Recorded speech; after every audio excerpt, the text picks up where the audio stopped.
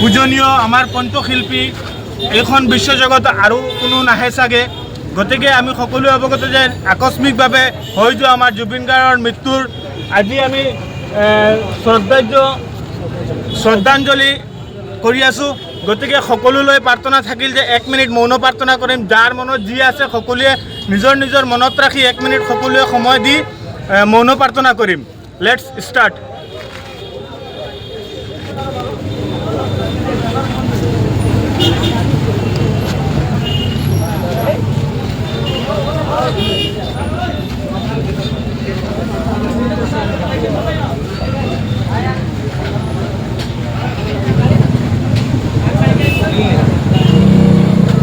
Thank U.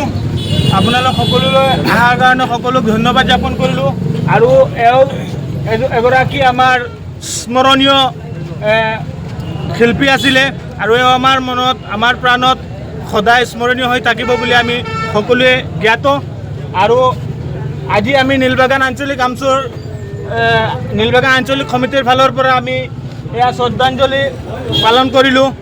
আৰু সকলো ৰাইজলৈ আশা আৰু অন্তৰৰ স্তৰৰ পৰা সকলোৱে যাতে আমাৰ এই জুবিনদালৈ অলপ মৰম চেনেহ দেখায় এই বুলি ৰাখি আমি আমাৰ বক্তব্য সামৰণি মাৰিম।